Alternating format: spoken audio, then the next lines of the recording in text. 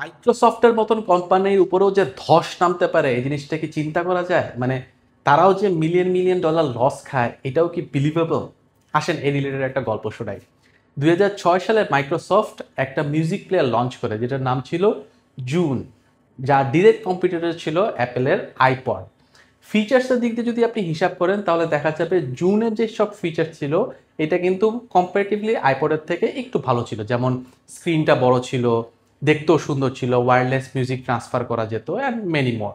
কিন্তু এ সত্ত্বেও মানুষ কিন্তু ঠিকই আইপড কিনছে, জুন কিনে নেয়, যার ফলে দেখা গেছে মাইক্রোসফটের ইতিহাসে জুন ছিল one of the biggest flop. এর বেশ কিছু কারণ আছে, যেমন ফার্স্ট কারণটা হচ্ছে টাইমিং। মাইক্রোসফটের জুন লঞ্চ হয়েছে 2006 সালে, ওয়ারাস অ্যাপেলের আইপড লঞ্চ হয়েছিল 2001 সালে। সো 1 সাল থেকে 6 সাল পর্যন্ত এই এন্টায়ার টাইমটা কিন্তু অ্যাপল মার্কেট ডমিনেট করছে। মানুষ কিন্তু হাজার হাজার আইপড কিনছে and they got use to iPods. So June যখন 2006 সালে লঞ্চ হয়েছে, so they enter the market very late. Second যে রিজনটা সেটা হচ্ছে আনক্লিয়ার মার্কেটিং স্ট্র্যাটেজি। তখনকার সময় আইপডের স্লোগান ছিল 1000 songs in your pocket।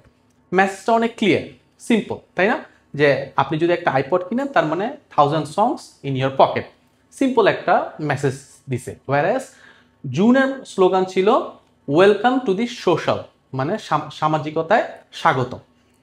মানে কাইন্ড অফ ভেগ না, ডাজন্ট মেক সেন্স যে জুন কিনলে আপনি সামাজিক হয়ে যাবেন, না কিনলে অসামাজিক হয়ে যাবেন, কেমন, তাই না? সো মার্কেটিং যে স্লোগানটা অথবা মার্কেটিং যে মেসেজটা সেটা ক্লিয়ার ছিল না। 3 নম্বর কারণ ছিল ইকোসিস্টেম। ওই যে বললাম 2001 সাল থেকে 2006 সাল পর্যন্ত এন্টায়ার টাইম অ্যাপল মার্কেটে ডমিনেট করছে, যার ফলে একটা ইকোসিস্টেম ক্রিয়েট হয়েছে।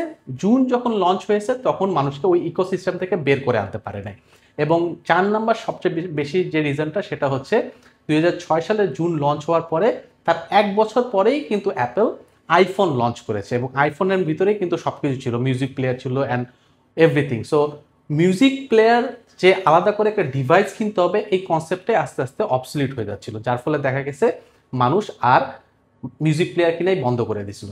এইসব কারণের কারণেই দেখা গেছে মাইক্রোসফটের ইতিহাসে জুন ছিল one of the biggest flop.